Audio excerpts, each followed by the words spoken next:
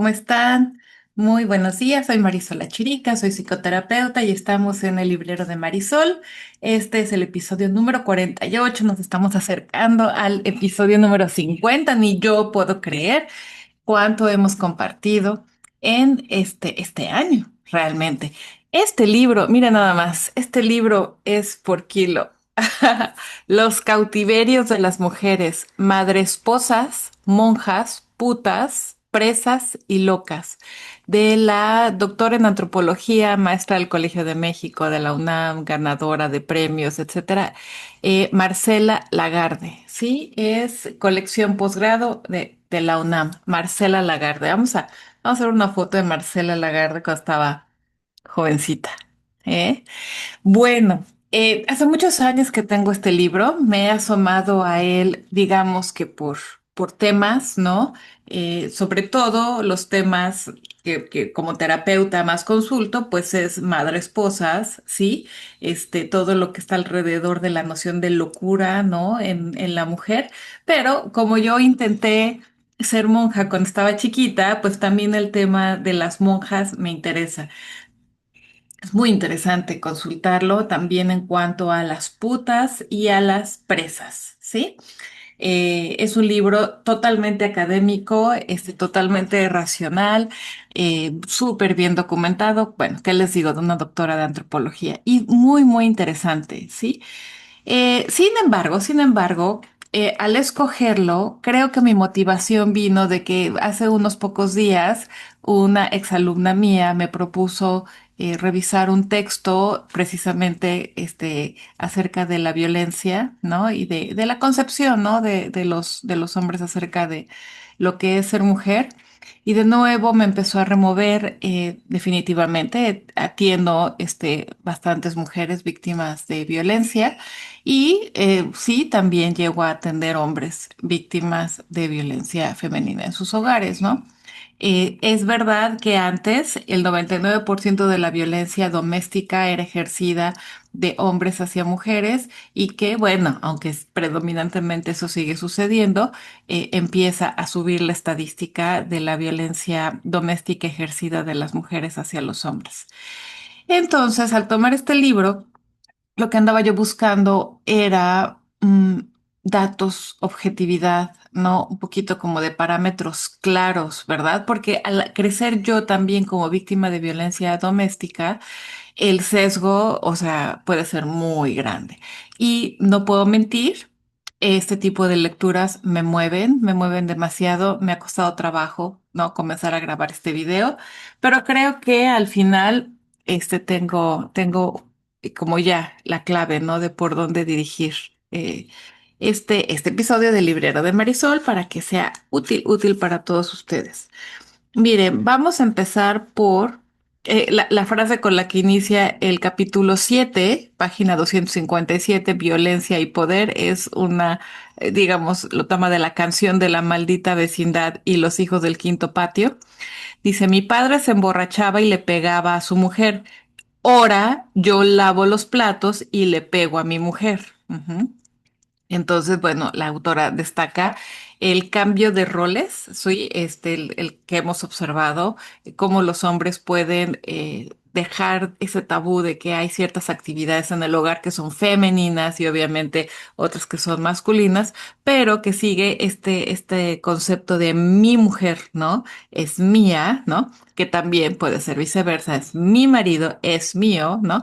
Mi hijo, mi hija, bueno. Eso, lo acabo de ver también.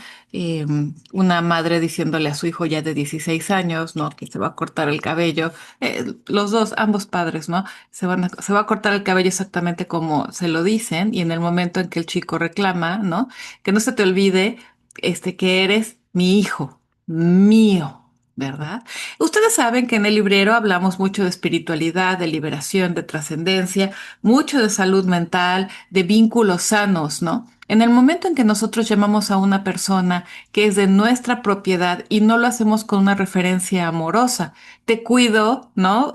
Como mi más preciado tesoro, mi hijita, mi hijito, mi marido, ¿no? Mi madre, mi hermano, mi hermana. Si no lo hacemos en un concepto, en un contexto amoroso, esta posesión se traduce inmediatamente en imposición, en algún grado, ¿no? De agresión, ¿verdad? De no tomar en cuenta la voz de la otra persona. Tú eres mío y te callas, ¿sí? Que no te olvides que en este vientre te gestaste, yo te parí, yo te he pagado tu manutención, y te callas, ¿no?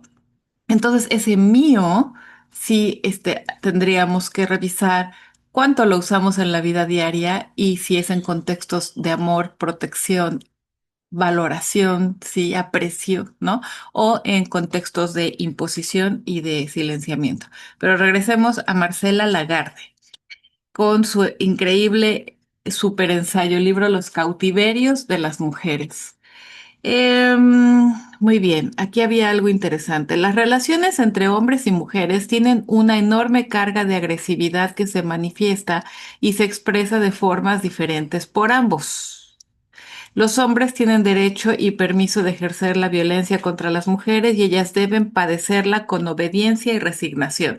O sea, está empezando a definir a lo que le vamos a llamar contexto de violencia, ¿sí? De violencia masculina o violencia de género. Cuando tú veas, ¿sí?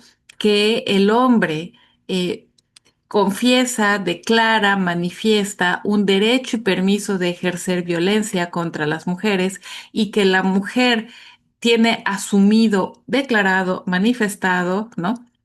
O inconscientemente asumido que debe padecerla con obediencia y resignación, ahí tenemos una primera definición de lo que le vamos a llamar violencia, masculina en el hogar, ¿sí? Entonces, fíjate qué te estoy diciendo.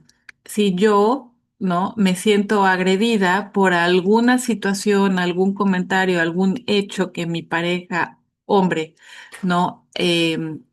Hace, y yo sé que yo no tengo, o sea, no tengo asumido que yo tengo que tolerar por el simple hecho de ser mujer esa majadería, ¿no? O esa acción, ¿no? Que hizo, a lo mejor esa palabra que pronunció, ¿no?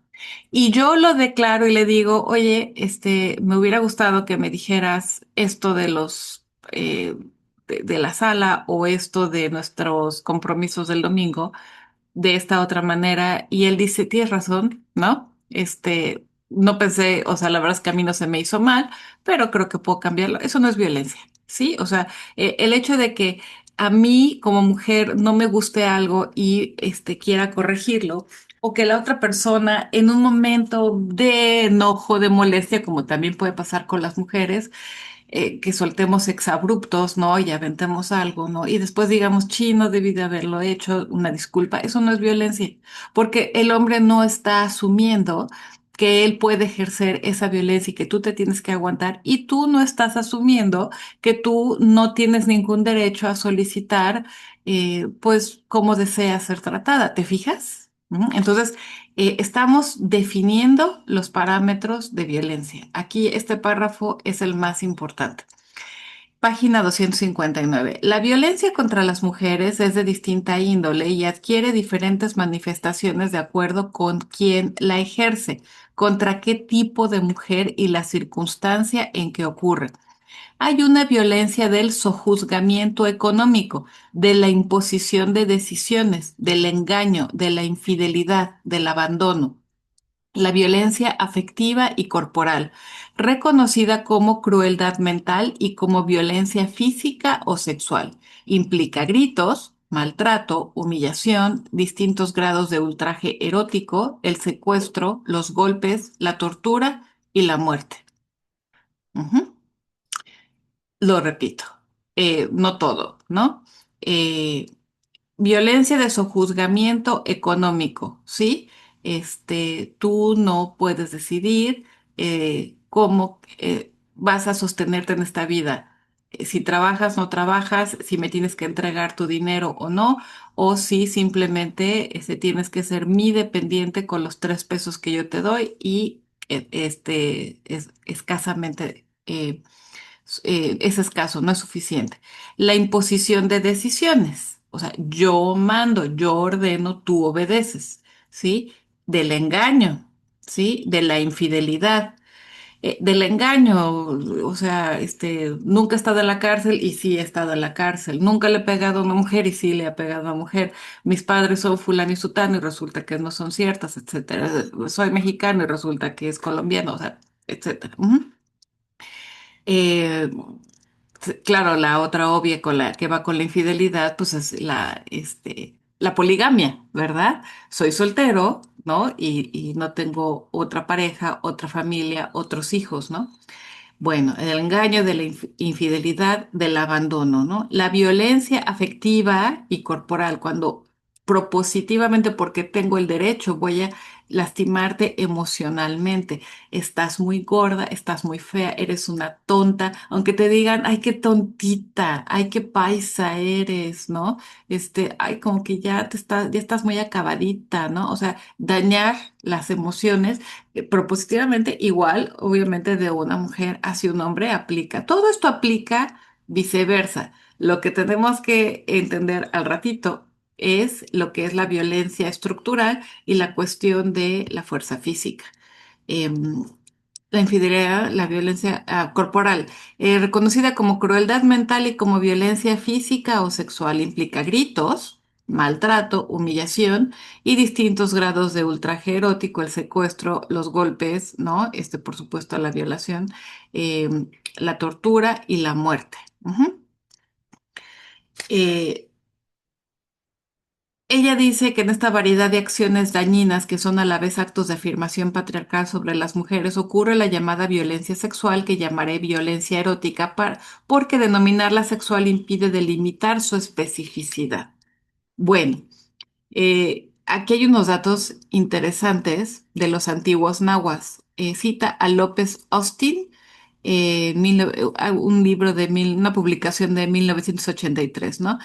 López Austin menciona que entre los antiguos nahuas la violación era punida, castigada, con la muerte del violador. El castigo se daba no solo a los que ejercían una violencia muscular sobre la víctima, sino a quienes por medio de las artes mágicas conseguían adormecer o dominarla a voluntad de los perjudicados. Bueno, eso me pareció sumamente interesante este contraste, ¿no? Como en el Código de Hammurabi, si violaban a una mujer, la secuestraban o la maltrataban, el castigo podía ir de nada si era una esclava o era una pobre mujer sin referencias familiares a muchísimo dinero y a lo mejor hasta un castigo corporal si era hija de un hombre importante, eso está en el Código de Hammurabi, ¿no?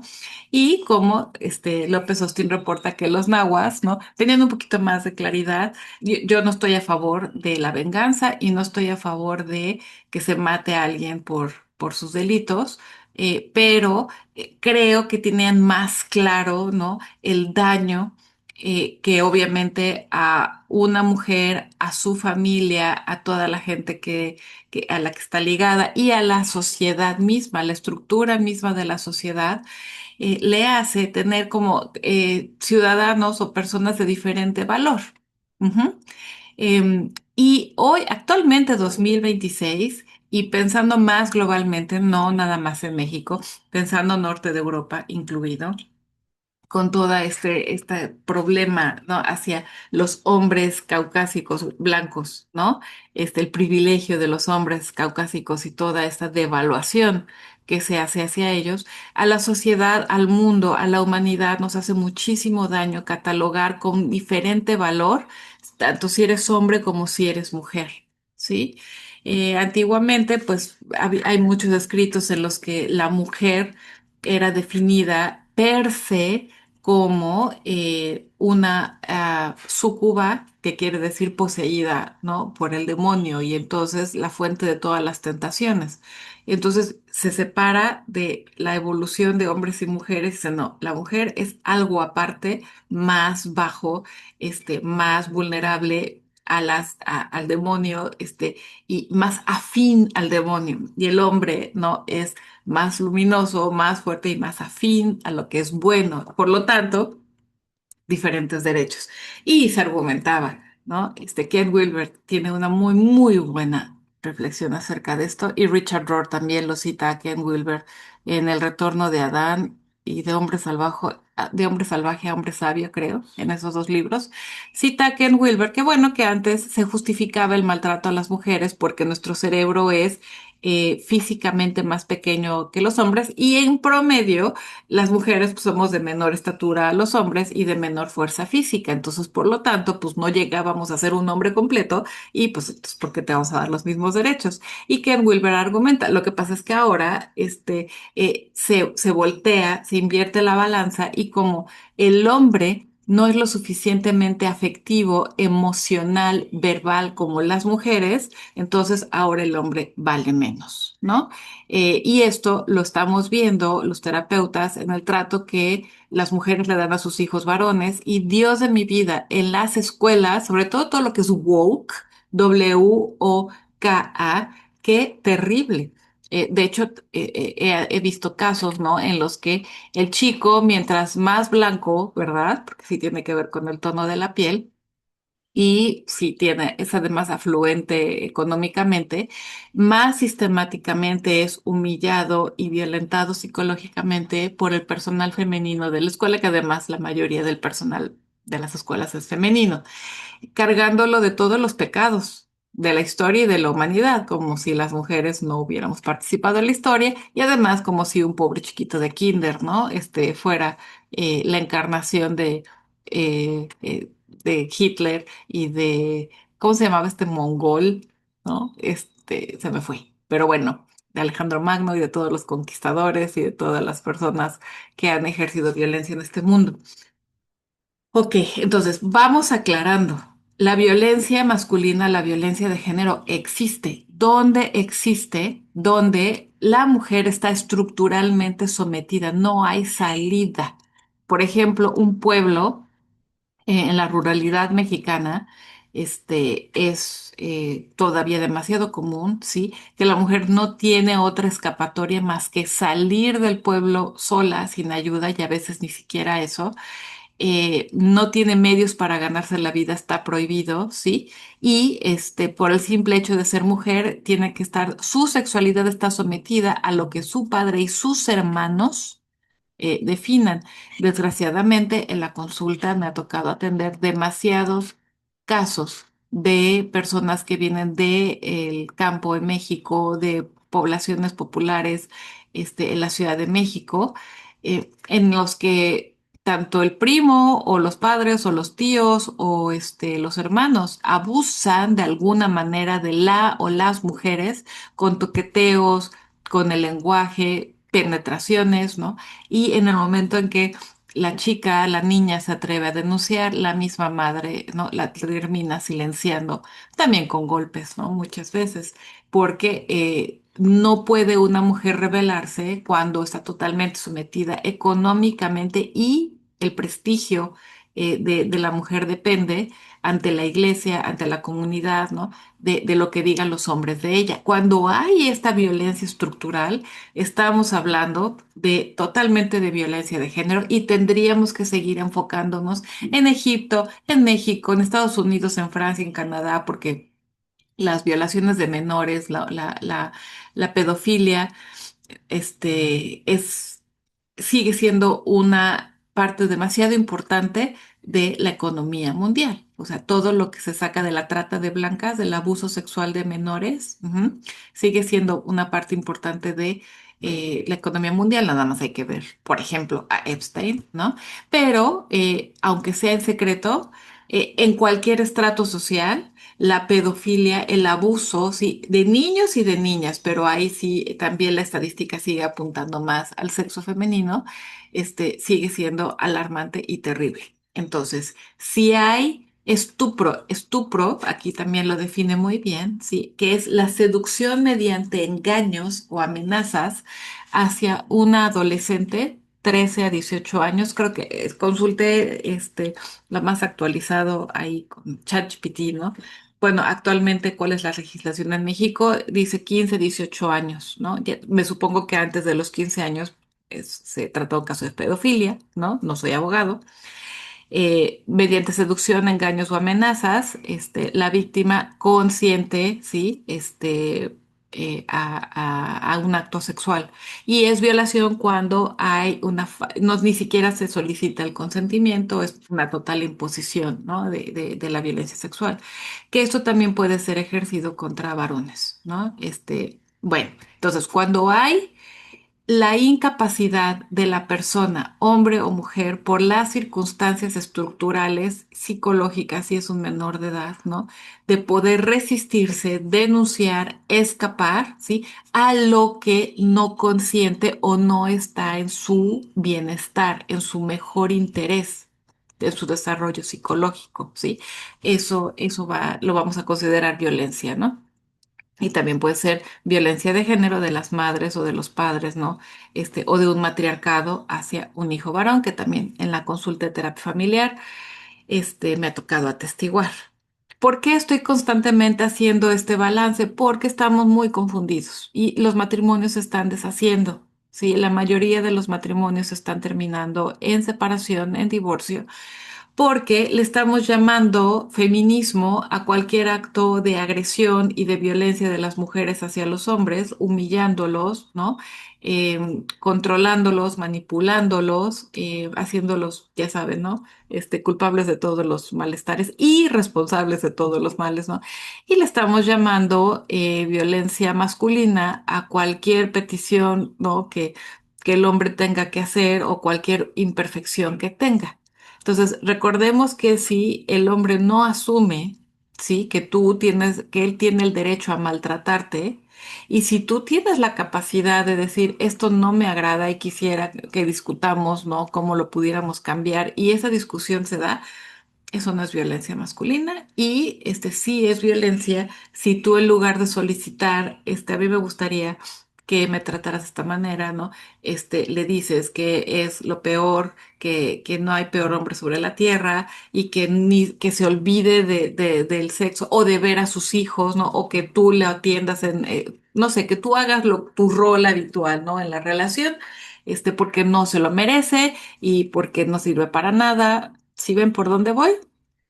Entonces, actualmente Ken Wilber discute que la balanza se está invirtiendo. Como los hombres no son mujeres emocionales, verbales, sensibles, ¿sí? No merecen un buen trato de parte de las mujeres a ellos y es lo mismo que se aplicaba, como las mujeres no somos hombres en estatura, en tamaño cerebral, no en fuerza física, no tienen los mismos derechos que los hombres, ¿sí? Entonces, ser feminista no significa un aval para la violencia que tú quieres ejercer. Ujú. Ser feminista, como Marcela Lagarde, consulté cuáles eran sus últimas publicaciones, claves feministas para la autoestima de las mujeres y el liderazgo, 2023 a 2026. ¿Qué es lo que ella quería checarlo? Porque quería ver si estaba yo de acuerdo. Sí, sí estoy de acuerdo con ella. En principio, no he leído esos últimos libros, ¿no? Que ella ha publicado, pero en principio ella dice, ¿sí? Que la mujer, tiene derecho a afirmarse en su autonomía social, estructural, familiar. ¿Eso qué quiere decir, no? Que las mujeres somos responsables de nuestra autonomía. Si el grupo social al que pertenecemos no nos permite hacernos responsables de nuestra autonomía, eso es violencia estructural o violencia familiar, sí, violencia social hacia las mujeres.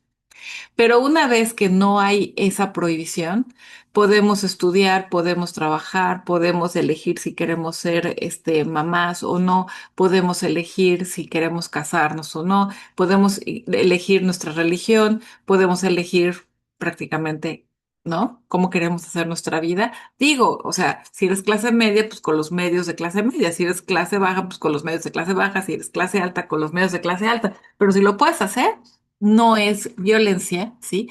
Y este feminismo sería con los medios nivel social del país en el que estoy, ¿no? De las circunstancias en las que estoy, tengo el mismo derecho de construir responsablemente mi autonomía que un varón. Perfecto. Ah, que mi papá, pues de repente, dice, ay, estas mujeres, no sé qué, y es un comentario, pues que no viene al caso, ¿no? Porque el hombre no es perfecto y uno puede decirle, ay, papá, o sea, al menos cuando esté yo aquí, pues no hagas sus comentarios, ¿no? Eso no es violencia si tú tienes derecho, ¿no? A apartarte, ¿sí? A solicitar un cambio, ¿sí? Y a construir tu autonomía responsablemente. Incluso la mujer tiene todo el derecho a no construir autonomía. Puede decir, no, yo no quiero ser autónomo, yo quiero buscarme un hombre rico que me mantenga, ¿no? Ok, tienes todo el derecho. Esperemos que otras hermanas y hermanos tuyos alrededor te aconsejen y te digan, ¿no? Pues que no es la mejor contribución a la sociedad ser una persona que no aporta, ¿sí?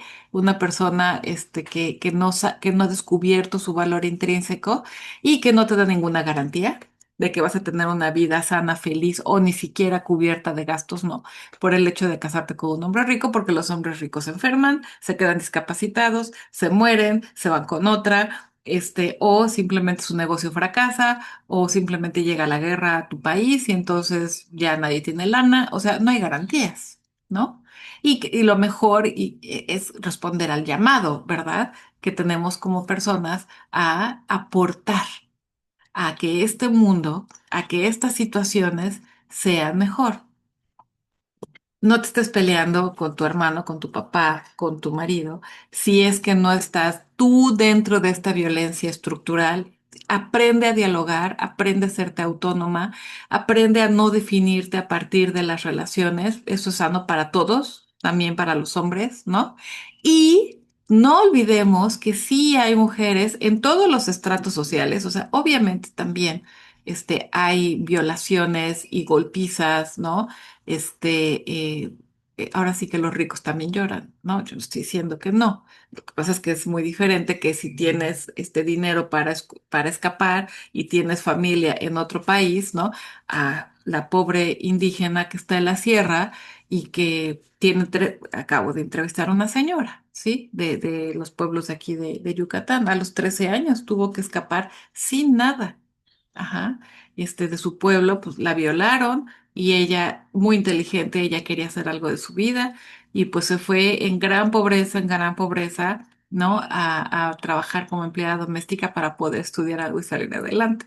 Entonces, sí nació en violencia estructural, pero no tanto como para no escaparse y no poder hacerse su vida en Cancún, que yo creo que si estuviera con los talibanes, ni siquiera eso podría ser. Entonces, les estoy dando parámetros, no para descalificar el sufrimiento de las personas. No les estoy dando parámetros para que descalifiquen el sufrimiento de otras personas.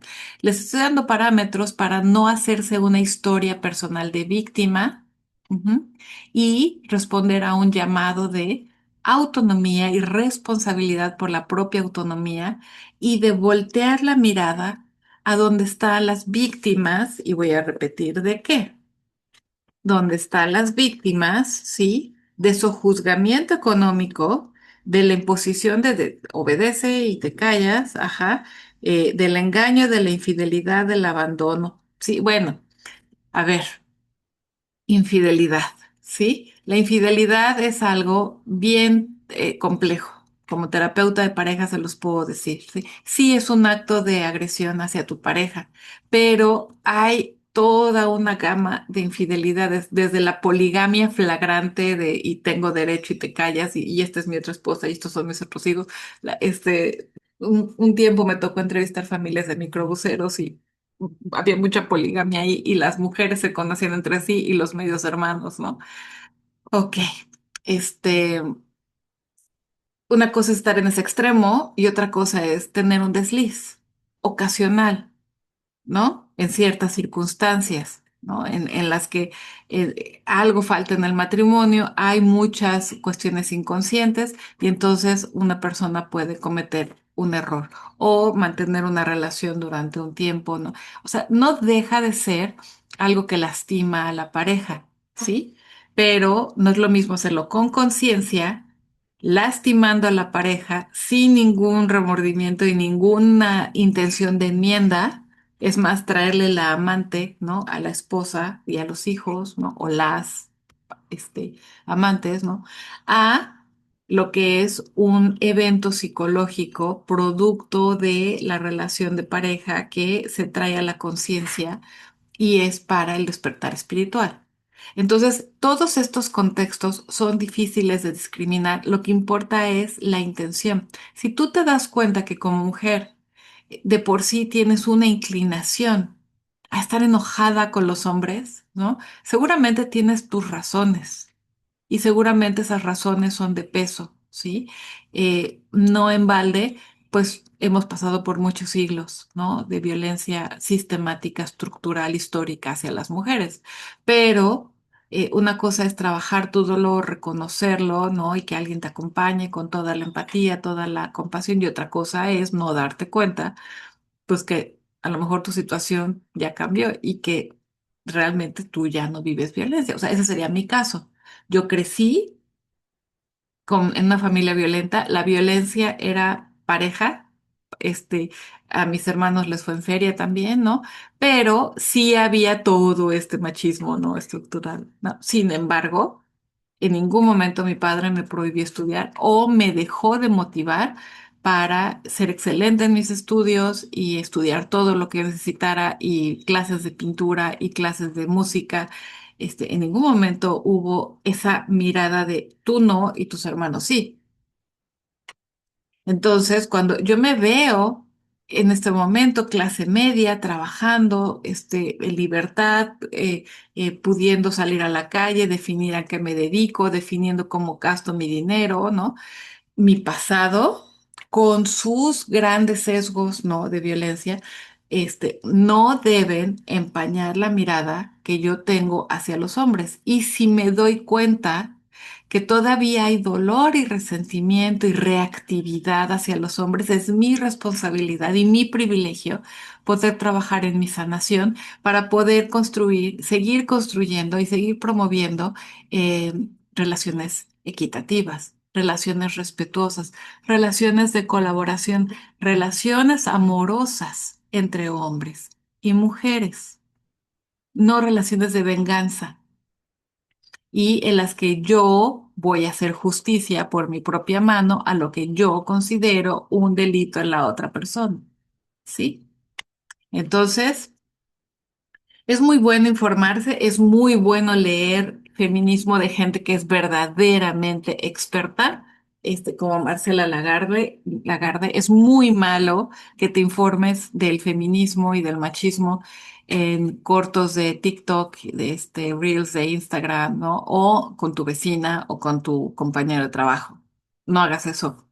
Este, lo que va a definir tus relaciones amorosas va a definir la calidad de tu vida. Entonces, más vale que realmente tomes la mejor información y que siempre tengas un parámetro claro de lo que sí es violencia tipificada, incluso legalmente, ¿no?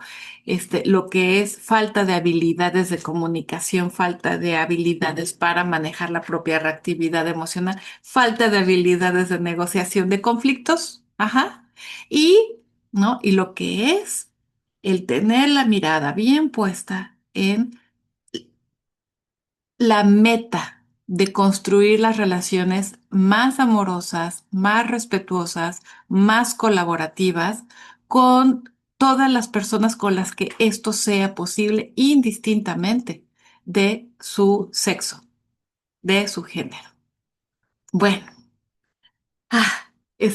Pensé que no iba a poder porque esto me mueve mucho, pero creo que sí pude dar un pasito adelante para compartirles, ¿no?